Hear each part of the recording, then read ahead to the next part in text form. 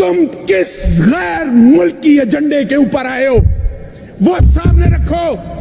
तारीख जब लिखी जाएगी तुम्हें नंगा करेगी कि पाकिस्तान सही सिमत में जा रहा था और तुम लोगों ने एक बुरुनी साजिश के जरिए पाकिस्तान को दोबारा से कशकोल उठाने वाला मुल्क बना कर रख दिया है। पाकिस्तान की गरीब आवाम का नहीं सोचा, तुमने सिर्फ अगर सोचा है अपनी औलादों का सोचा है, अपनी करप्शन की कमाई का सोचा है, अपनी मनी लॉन्ड्रिंग का सोचा है, अपने केसेस का सोचा है। तुम लोगों ने यह नहीं सोचा अपोजिशन ने और वफाक में बैठी हुकूमत ने कि गरीब आदमी जिसको 2 वक्त की रोटी चाहिए तुम्हारे दौर के अंदर वो भी भूखी मर रही है और तुम्हारी औलादें अरबों खरबों रुपया खा के भी डकार नहीं मार रही हैं। समंदर पीकर भी इनके लब खुश्क है। जनाब हमारे वक्त में आलमी मार्केट के अंदर तेल की कीमतें $117 फी बैरल थी। इमरान खान ने पेट्रोल की कीमत ₹150 रखी, डीजल की कीमत 145 रखी। आज दुनिया के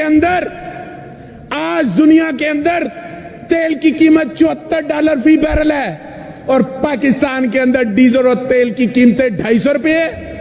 क्या ये अवाम का रिलीफ दे रहे हो? के अंदर पॉलिटिकल स्टेबिलिटी नहीं होने देना चाहते।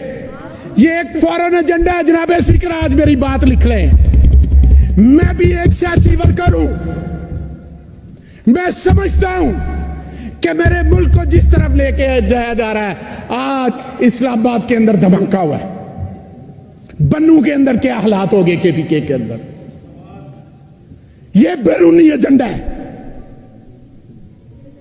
आज हमें समझने की जरूरत है कि वफाकी हुकूमत कठपुतली है, अवाम की नुमाइंदा नहीं है। ये अमरीकी नवाज हुकूमत है। IMF को, वर्ल्ड बैंक को, एशियन डेवलपमेंट बैंक को, उनको पता है कि वफाक में बैठे हुक्मरान चोर है, डाकू है, मनी लॉन्डर है। उन्हें पता है कि इन्होंने मुल्क का बेड़ा गर्क किया है। उन अदारों को पता है, उन मुल्कों को पता है। आज ये केस माफ करवा के समझते कि नहा धो के आगे और फिर ये अवाम का इसी तरह खून चूसेंगे, ये शब खून मारेंगे। इन्हें शब खून मारने की पुरानी आदत है।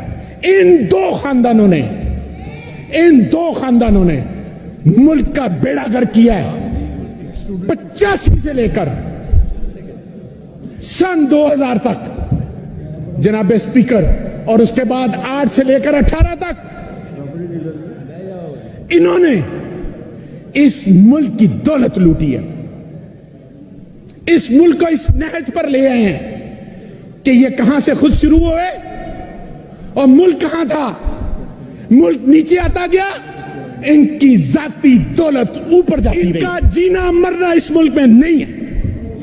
इनका इलाज बाहर है, इनकी जायदाद बाहर है, इनकी औलादें बाहर है, इनका खाना पीना बाहर है, इनकी शॉपिंग बाहर है। हमारे ऊपर अगर आजादी की कीमत देके इस तरह की आजादी लेनी थी तो वो बेहतर थी। हमें पता तो था कि ये गोरे हैं, ये बाहर से हैं, हम पे हुकूमत करना चाहते हैं, कोई मसला नहीं, उनके खिलाफ हम आजादी ला लें। पीछे अपनी शक्ल वाले गोरे, बुरी नीयत वाले यहां पर छोड़ के चले गए 2 खानदान का एहसास नहीं। क्या कौमी असेंबली के अंदर नैब की जितनी भी अमेंडमेंट थी, क्या इन्होंने ये अमेंडमेंट की कि गरीब आदमी मुश्किल में है उसके लिए करते हैं, उसके लिए कोई तरमीम करते हैं कि उसको रिलीफ किस तरह से मिलेगा। गुनाह बख्शवाने के लिए नैब की तरमीम की है, FIA के अफसरों को फारिग कर दिया है, कई दुनिया में नहीं रहे, कईयों को दुनिया से बेकार किया। काबिल थे, तुम तो बहुत कुछ कहते थे कि हमारे पास बड़ी तजर्बाकार टीम है और तुम्हारी तजर्बाकार टीम ने अवाम की हड्डियों से गूदा तक निकाल के बाहर रख दिया है, हड्डियां तक पीस दी हैं, अवाम की 2 वक्त की रोटी छीन ली है। ये पाकिस्तान की वाहिद अपोजिशन है।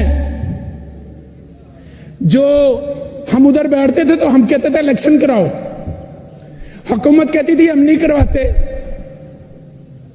आज हम कह रहे हैं हुकूमत में होते हुए कि इलेक्शन कराओ, अपोजिशन कहती है ना कराओ। उनको पता है कि 17 जुलाई को अवाम ने पांव से जूते निकालकर इनको जो ठोका है, इनको समझ आ गई, वफाक में बैठी हुकूमत को समझ आ गई है। और इसके साथ साथ 16 अक्टूबर को अवाम ने फिर दूसरे पांव से जूता निकालकर फिर ठोका है। फिर इनको समझ आ गई है कि अवाम क्या चाहती है, इसीलिए ये अपने इलेक्शन से भाग रहे हैं। जनाब अज़ाब नाज़िल हुआ नवाज शरीफ की शक्ल में तो छंगा मंगा आ गया, बेनजीर की शक्ल में हुआ तो मैरियट आ गया, इन दोनों की शक्ल में हुआ तो सिंध हाउस आ गया, इनकी शक्ल में हुआ तो रॉयल स्विस आ गया। जनाब स्पीकर, मैं ये कहना चाह रहा हूं कि जब इस तरह के मामला एक जमहूरी हुकूमत के अंदर होते हैं, किसी मुहज़्ज़ब माशरे के अंदर, जमहूरी मुल्क के अंदर, क्या इस तरह के मामला होते हैं?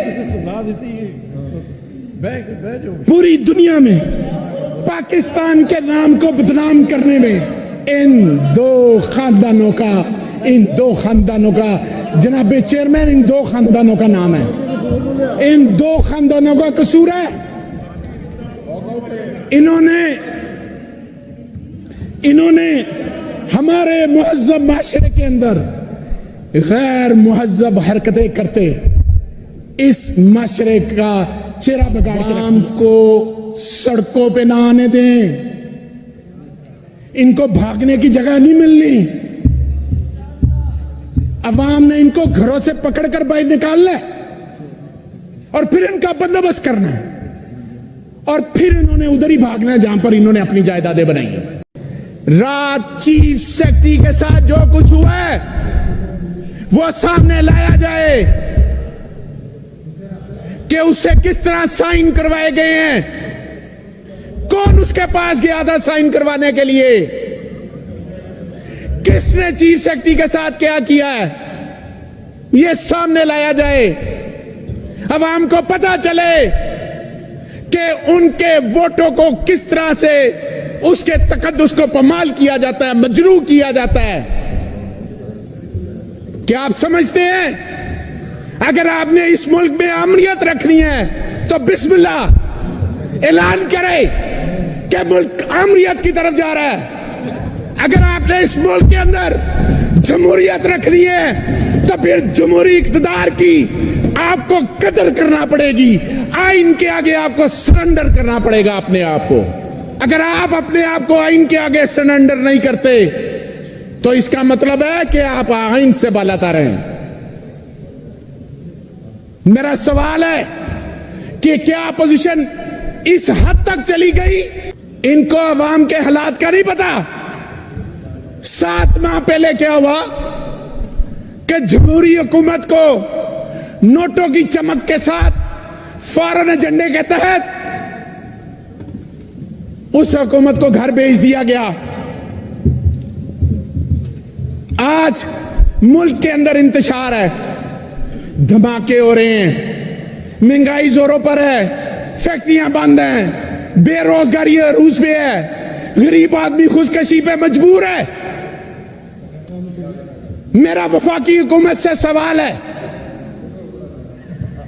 कि 7 माह पहले जो महंगाई थी उससे आज 100 गुना महंगाई ज्यादा है।